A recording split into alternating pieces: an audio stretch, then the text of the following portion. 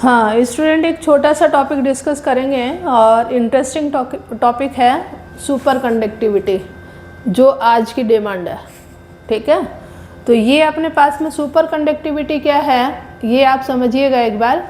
इसमें मैंने लिखा है metal and alloy at very low temperature loss their resistance. यानी मेटल है, प्योर मेटल या अलॉय को यदि आप टेम्परेचर डिक्रीज करोगे तो तो उसका रेजिस्टेंस क्या हो जाएगा, कम हो जाएगा। ये अपन ने स्टडी किया था कि जैसे जैसे मेटल और अलॉय का टेम्परेचर इंक्रीज करते हैं तो रेजिस्टेंस भी क्या होता है, इंक्रीज होता है। यहाँ पे अपन डिक्रीज करने की बात कर रहे हैं बेटा।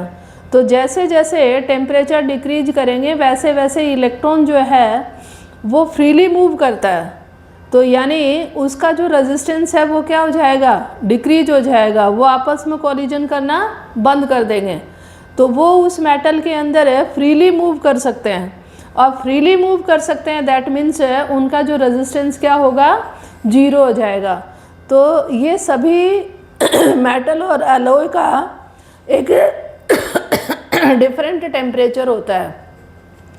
उस टेम्परेचर को अपन क्या कहते हैं, क्रिटिकल टेम्परेचर बोलते हैं।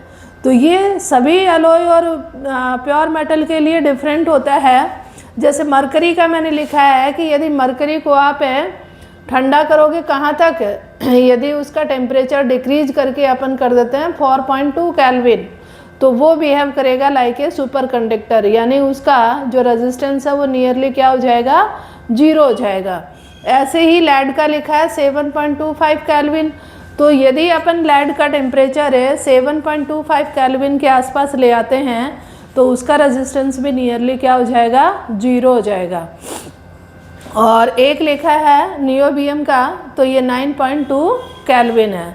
तो ये अपने पास में सेमीकंडक्टर के लिए भी, ये इसके लिए प्योर मेटल के लिए भी पॉसिबल है और अलॉय के लिए भी पॉसिबल है।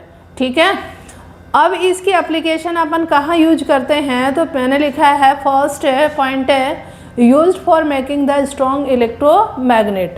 तो इलेक्ट्रोमैग्नेट अपन बनाते हैं तो उसमें देखो एडी करंट और बहुत सारी चीज़ें आती हैं जिसमें करंट का क्या होता है, लॉस होता है। तो यदि अपन उसको मेटल को सुपर कंडक्टर बना दें तो वो क्या बन जाएगा, एक स्ट्रॉन्ग इलेक्ट्रोमैग्नेट बन जाएगा। ठीक है, जो कम करंट पे आपको ज़्यादा वर्क करवाएगा। सेकंड लिखा है रिसर्च और हाई एनर्जी पार्टिकल के लिए। तो रिसर्च में भी यूज करते हैं और हाई एनर्जी पार्टिकल का बिहेवियर जो है वो स्टडी करने के लिए भी अपन यूज करते हैं। नेक्स्ट है अपने पास में produce the high speed computer. तो ये तो डिमांड है, ठीक है ना। पहले कंप्यूटर की स्पीड जितनी हुआ करती थी उससे 100 टाइम स्पीड इंक्रीज हो गई है, तो उसका रीजन क्या है, सुपर कंडक्टिविटी। यदि रेजिस्टेंस नहीं होगा तो यानी अपन जो एनर्जी प्रोवाइड करवा रहे हैं वो बहुत जल्दी ट्रांसमिशन हो जाएगा। और दूसरा है ट्रांसमिशन ऑफ इलेक्ट्रिक पावर।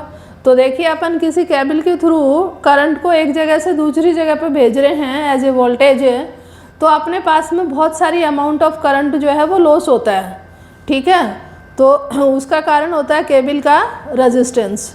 तो यदि उसको भी अपन डिक्रीज कर देते हैं तो यानी without any electric power loss हुए अपन एनर्जी का ट्रांसफॉर्मेशन कर सकते हैं। तो ये अच्छा टॉपिक है।